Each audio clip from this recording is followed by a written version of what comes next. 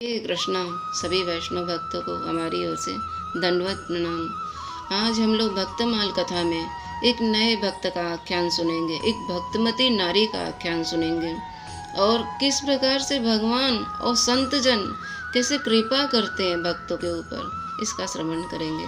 तो आज हम लोग सुनते हैं श्री वारमुखी जी की कथा को। और वारमुखी जी कौन है? एक गणिका है, एक वैश्या है। भगवान की कैसी महती कृपा होती है और संतजन कैसे कृपा करके जाते हैं, इसका आख्यान सुनते हैं। आइए सुनते हैं फिर। तो गणिका जी क्या, वारमुखी जी लोक और वेद दोनों से गर्हित रहती हैं। उनका कर्म ही ऐसा है, परंतु प्रभु की कृपा कब किस पर हो जाए ये कोई नहीं जानता। कौन से सौभाग्य कब उदय हो जाए, कौन सा पुण्य उदय हो जाए और इंसान उसी समय अपने आप को पवित्र समझने लगे, कैसे उसे एक शुभ कार्य हो जाए ये कोई नहीं जानता। कब कैसे किसी साधु संत की कृपा हो जाए ये कोई भी नहीं जानता।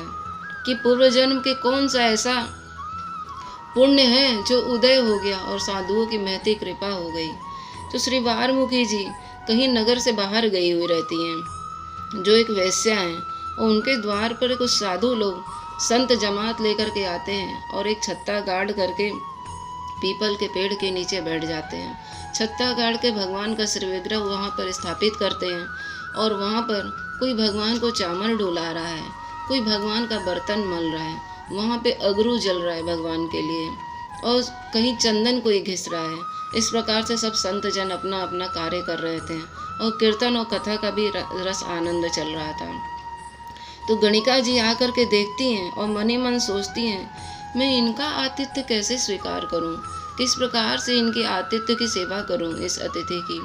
तो वो मन में सोच करके, और ये मेरा अन्न जल भी ग्रहण नहीं करेंगे, तो घर के भीतर वो जाती हैं, एक सुंदर चांदी का थाल लेकर आती हैं और उस थाल में जितनी भी उनके स्वर्ण मुद्राएं रहती हैं, जितना उसमें आ सकता था उसमें भर करके लेकर आती हैं और ला करके साधु संत के सामने रख देती हैं और कहती हैं कि हे साधु, हे संत जन, आप इसे ग्रहण करिए।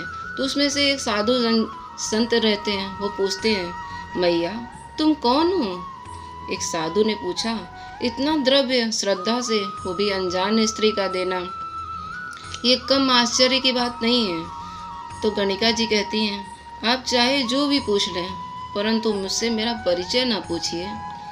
संभवतः मुझे देखकर नरक के जीव भी मुझसे घृणा करेंगे और पाप ही मेरा जीवन है और पाप का ही कमाई, मैंने अंग को अपने बेच करके ही मैं अपने जीविका को चलाती हूँ। तो साधु बोलते हैं, ले जा अपने थाल को। ऐसे साधु लोग कहीं इस तरह की चीज़ों को ग्रहण करते हैं, किसी वेश्या के सामानों को। हम जैसे संत लोग किसी वेश्या का सामान ग्रहण करेंगे? हमारे ठाकुर कभी नहीं ग्रहण करेंगे। तो गणिका जी कहती हैं, ये महाराज, मेरी जैसे महापापनी नारकीय जीवन जीने वाली को जीव तक घृणा करते हैं, किंतु गंगा, गोदावरी आदि पुण्यतया नदियाँ तो जो घृणा कभी नहीं करती हैं।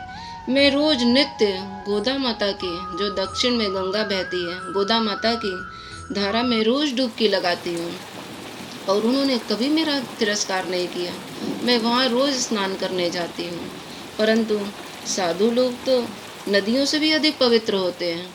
वो जहाँ जाते हैं वहीं सुरसरी नदी बहने लगती है। जिस जगह अपना चरण रखते हैं वहीं पर भगवान की कृपा हो जाती है और उससे लोगों का उद्धार हो जाता है। तो वो बोलते हैं कि नहीं, मुझे आपका कोई सामान नहीं चाहिए। तो उसमें से जो एक बूढ़े रहते हैं, जो वृद्ध रहते हैं संत, वो बोलते हैं, मैया तुम इस जितने भी ये स्वर्ण मुद्राएं लाई हो, वो श्री रंगनाथ जी के लिए एक मुकुट बनवा दो। तो गणिका ले करके चली जाती है और ले जा करके उसे जितना सोना रहता है उतने ही भार में वो भगवान के लिए मुकुट बनवा देती है और भगवान के मुकुट में बहुत सारे हीरा पन्ना सब लगवा करके भगवान के द्वार पे जाती है और सोचती है कि जिसकी भेंट संत नहीं लेते हैं उसकी तो रंगनाथ लेते हैं। साधु तो भगवान से भी अधिक दयालु होते हैं और वे तो सर्वेश्वर हैं और पतितों का उद्धार करने वाले हैं। जिसका तिरस्कार साधुओं ने ही कर दिया, उसके लिए भगवान से कैसी आशा की जा सकती है। और रोती हुई वह घर के अंदर जाती है। भगवान कैसे स्वीकार करेंगे जब साधु संत ही ने मुझे तिरस्कार कर दिया। तो वो सोचती हैं कि तब उसमें से एक साधु संत बोलते हैं, जो वृद्ध रहते हैं, वो बोलते हैं, मैया उपहार नहीं लेता तो मुकुट बनाने का आदेश कैसे देता मैं। वृद्ध साधु ने स्पष्ट समझाया और वह द्रव्य साधुओं ने स्वीकार कर लिया। और उस समय का जो सोना, जितना वो सोना था, वो 3 लाख का सोना था। उससे एक भव्य मुकुट बना भगवान का और रत्नों से जड़ित हो गया। वो रत्नों से जड़ा करके भगवान रंगनाथ के लिए बना। और वो मुकुट ले करके वो रंगनाथ के मंदिर में पहुंचती है और वो सोचती है कि मैं तो अपवित्र हूँ, मंदिर में जाना उचित नहीं है, परंतु अब कैसे जाऊं। भगवान सिंहासन पे ऊपर में बैठे हुए हैं, सिर उनका इस प्रकार से, मेरा हाथ भी नहीं जाएगा, मैं किस प्रकार से लेकर के जाऊंगा। तो भला रंगनाथ जी अब पुजारी लोग कैसे ग्रहण करेंगे। परंतु भगवान रंगनाथ जो थे वो गणिका के भाव को समझ गए थे कि कितना इसके अंदर भक्ति भाव है। रोज ये गंगा स्नान करती है और अपने सारे सोना को, जिसका इसने अपने शरीर को बेच करके इतना समय से पापमय कार्य किया, और उस धन को पूरा मेरे मुकुट में लगा दिया। तो भगवान ने स्वप्न में पुजारी से कहा था पहले ही कि पुजारी, जो गणिका आएगी उसका मुकुट मुझे पहनाना, मैं स्वीकार करूँगा। वो पुजारी नहीं चाहता था कि भगवान को इसको अर्पण किया जाए, परंतु भगवान की बात को कैसे वो मना कर सकता था। तो भगवान का सिर ऊंचा है और गणिका लेकर मुकुट आई हैं और रोती हुई और नाचती गाती हुई झूमती हुई भगवान रंगनाथ का कीर्तन करती हुई वो मुकुट को लेकर के जा रही है।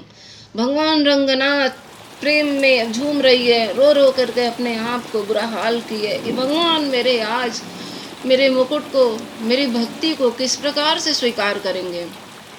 आंखों में आंसू झरझर बह रहा है और भगवान से प्रार्थना करी जा रही है कि भगवान मुझ पातकी के ऊपर भी कृपा कर दो नाथ। और वो मुकुट को लेकर के जाती है। भगवान का सिर ऊंचा रहता है, जैसे ही वो अपना हाथ आगे बढ़ाती है भगवान अपना सिर नीचे कर लेते हैं और भगवान के ऊपर वो जा कर के मुकुट पहना डालती है। जब भगवान को पहना देती है, भगवान वापस अपने उसी मुद्रा में आ जाते हैं। भगवान जैसे बैठे रहते हैं, लेटे रहते हैं भगवान रंगनाथ, तो भगवान उसी रूप में वापस हो जाते हैं। और गणिका खूब नाचती है भगवान के प्रेम में और नाचते नाचते भगवान के श्री चरणों में उसका शरीर छूट जाता है और वो भगवान के धाम चली जाती है। इस असीम कृपा को जब लोग देखते हैं तो वो सब के सब हैरान हो जाते हैं कि मंदिर के प्रांगण में एक गणिका का भगवान ने स्वीकार कर लिया। इसका भक्ति भाव कितना ऊंचा है, पूर्व जन्म में इसकी भक्ति कितनी अद्भुत रही होगी, जो आज इस जन्म में अचानक से पुण्य उदय हुआ, संतों का कृपा हुआ और वो भगवान ने अपना सिर झुका करके उसको स्वीकार कर लिया। गणिका का भाव, सारा मैल उसका धुल गया था, अपने आंसुओं से उसने धो डाला था और अपने आप को नीच पतित बोल बोल करके रोते हुए भगवान का कीर्तन करते करते भगवान को मना रही है वो। और जब भगवान को पहनाई तो भगवान सिर झुका के ग्रहण कर लिए। ये सब पूरा जब वहाँ पे बैठे संत जन जब देखे, भक्त लोग जब देखे तो आश्चर्य से वो एकदम देखते ही रह गए और मन में सोचने लगे कि भगवान की भक्ति अटूट है, भक्त की उससे भी बढ़कर है। तो इस भक्तमाल की कथा में प्रियादास जी ने अपनी कविताओं में किस प्रकार से गणिका के इस भक्ति का वर्णन किया है, इसका हम लोग श्रवण करते हैं। विषयों को प्रसंग सुनो, अति रस रंग भरियो द घर धन ओहो, ए पे कौन काम को। चले मग जात जन, ठोर स्वच्छ आई मन, छाई भूमि आसन सो, लोभ नहीं दाम को। निकसी झमकी द्वारा, हंस से निहारी सब, कौन भागे जागे भेद नहीं मेरे नाम को। मुहरनी पात्र भरी, ले महंत आगे ढरियो दृग नीर कही, भोग करो श्याम को। पूछी तुम कौन काके, भौन में जन्म लियो, कियो सुनी मौन महा चिंता चित्त धरी है। खोली के निसंग कहो, शंका निज मानो मन, कहीं बार मुखिए पे पाए आए परी है। भरो है भंडार धन, करो अंगीकार अजू, करिए विचार जो पे तो पे यह मरी है। एक है उपाय हाथ रंगनाथ झुको अहो, कीजिए मुकुट जामे जाते मत हरि है। विप्र हो न छुए जाको रंगनाथ कैसे लेत, देत हम हाथ तो को रहे यह कीजिए। कियोई बनाई सब घर को लगाए धन, बनी ठनी चली थार मदिर धरी लीजिए। संत आज्ञा पाई के निसंक गई मंदिर में, फिर यो ससंक धिक तिया धर्म भीजिए। बोले आप या को ल्याए आप पहिराए जाए, दियो पहिराए नयो शीस मत रीझिए। हरे कृष्णा।